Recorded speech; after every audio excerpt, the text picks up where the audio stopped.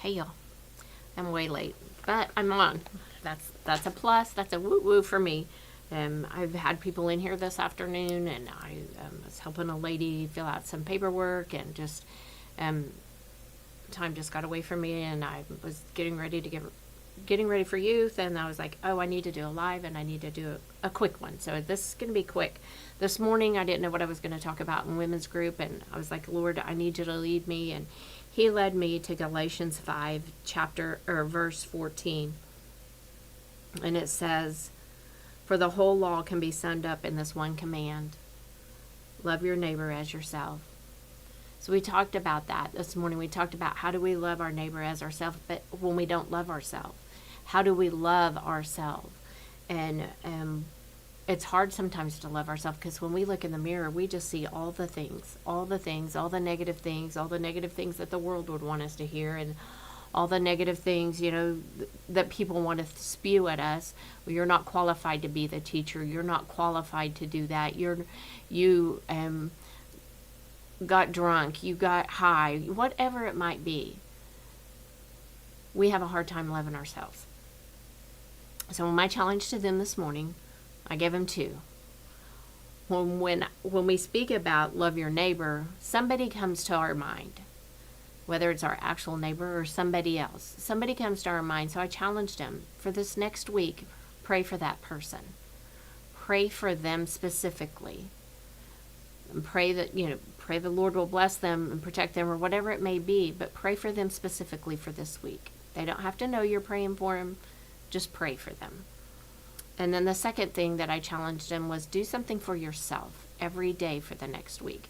Whether it's getting up 5 minutes early so you can have 5 minutes with your coffee quiet. Whether it's, hey, you do bath time, you do this, you do whatever with the kids, I'm going to go sit out on the porch and breathe for a little bit. Whatever it may be, go get your nails done, go get your toes done, go whatever it may be, go do something for yourself. To learn how to love who you are. Because God did not put this command in here just willy-nilly. He wants us to love ourselves because He loves us. He wants us to love ourselves as much as He does. I've talked about my chaos gardening, where I just threw the wildflowers out and I've just let them grow. But through those flowers, the Lord has spoken to me so many times about how beautiful they are, and they're blooming where they're planted, and they just got scattered out there, and I didn't really tend to them a lot. I just kept them, watered or whatever. I didn't tend to them a lot, but they bloomed, and they're beautiful, but they're going to fade, and they're going to wither. I've been cutting zinnias all summer long. I cut them because if you cut them, then they'll reproduce. So that's what I've been doing all summer long. I have a jar on my counter right now. They're pretty withered, except for there's one. There's one that's just standing up very, very prominently. But even in that, He loves us more than that. He loves us more than the beauty that we see all around us on any given day. Sometimes we have to look for that beauty, and sometimes that's what we need to be doing. That's what we need to be about doing, is looking for the beauty that He's provided for us to help us over that hard day, to help us through that hard day, to help us get through it, not get over it, not get under it, to go through it. Because sometimes we have to go through it. We have to face our fears, and we have to go through it. I have always been very, very open about my fears. And I said yesterday, I have allowed some fears to come creeping back in.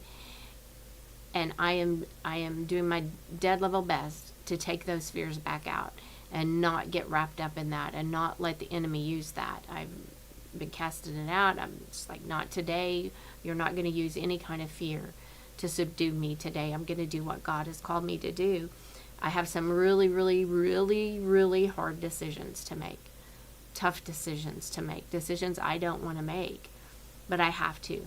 It's part of being an adult. Unfortunately, I would like to go back to preschool and just be a kid and just be able to have fun. And just watching my grandkids the other day, I laughed at them so much. I would just like that carefree freedom that they have before the world starts spewing its ugly on them. They're carefree and they're happy and they're enjoying life. they came over to the house. Their mom was going through my closet and getting some stuff, and so she can have, I have some dress clothes that were too big for me, so I was giving those to her. And Baylor had found a helmet. It was a bicycle helmet that we got Canaan when he was probably 2, if I were guessing, maybe a little bit older, but not very much older.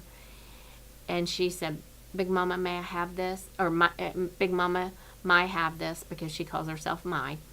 And I said, yes, Mai can have that. And she went running through the house. I got a helmet! I got a helmet! And she was so excited over a bicycle helmet that's probably 16 years old. But she was so excited about it. We all need to have that excitement. We need to have that childlike excitement. My cousin posted a picture of her granddaughter, and she was eating an ice cream, and it was just, she just looked like she was the happiest little thing on earth, that she had just found pure bliss. And I just thought that was the sweetest picture. And if we could all just find that joy, just find that joy. But that joy comes from Jesus, and we just have to allow him. My watch is buzzing and there's nothing there. It's weird. We just have to allow him to fill us with that joy, because that's what he wants to do. He wants us to have that joy, and he wants us to love ourselves so we can love other people. And the second part, and then verse 15 says, but if instead of showing love among yourselves, you are always biting and devouring one another, watch out, beware of destroying one another. In my Bible, I put watch your words, because sometimes our words are more damaging. I've always told my kids, I would rather you slap me in the face than lie to me, because those words are damaging because you think I'm dumb enough to believe them.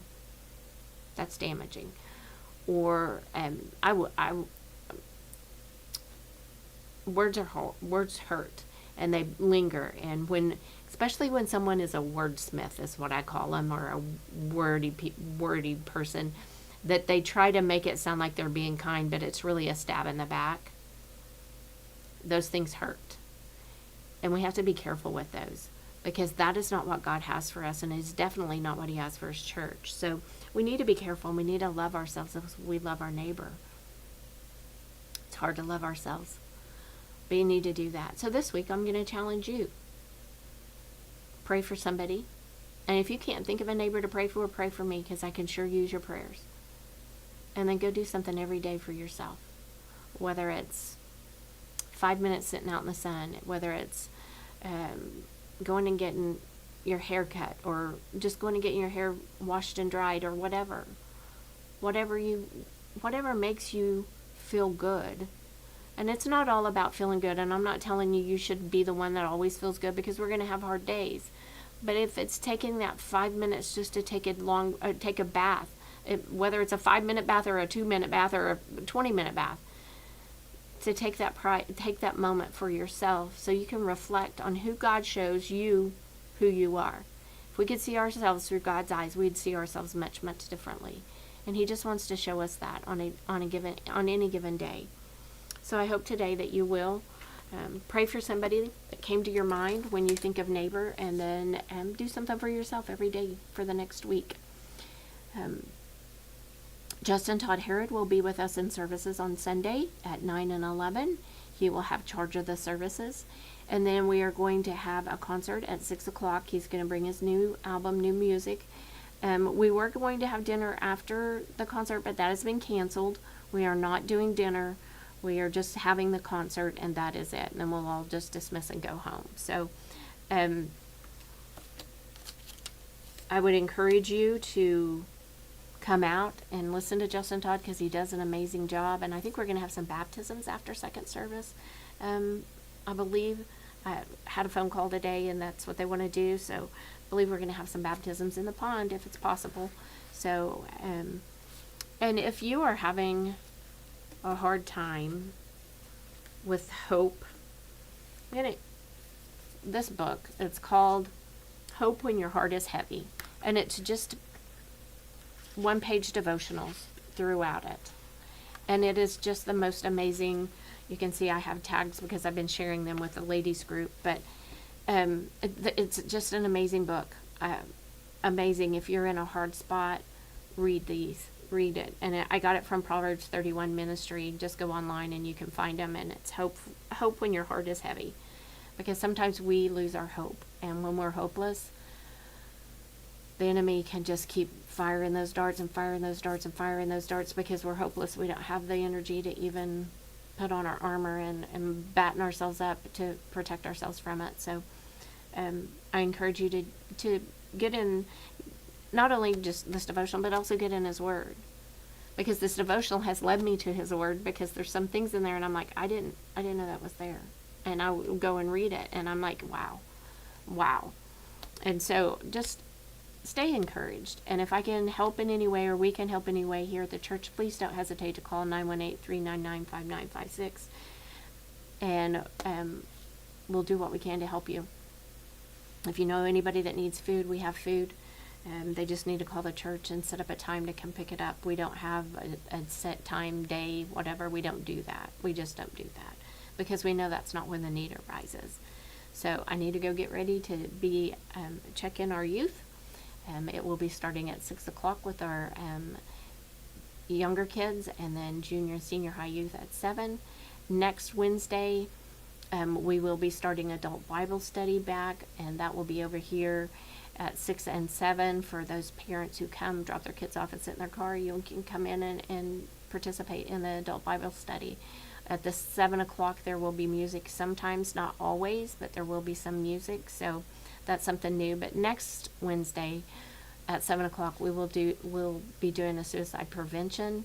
And then the Saturday, the 7th of September, is the suicide prevention walk for Trey Seward, Jeff and Laura Morphew do this every year as a memory of their son, and we walk that Trey and Laura walked. So next Wednesday, if you can come and hear, it's going to be Payne County Youth Services, I think, is the one that's coming, and they're going to talk to us about suicide prevention, because believe it or not, it's going up again. Kind of stable now. We're climbing, and it's hard. So come look for this. Come learn to look for signs and all of that. So hope to see you guys then. I hope to be back on tomorrow. Tomorrow, I always say every day's a new day here, because I think I have my day planned out, and then God's like, oh no, we need to take this detour. We need to go over here, or somebody's going to be here, or whatever. So I can't ever say, but I'm so thankful again for this job, and it's just been the best job I've ever had. So I hope you guys have a great evening. I will see you back here tomorrow.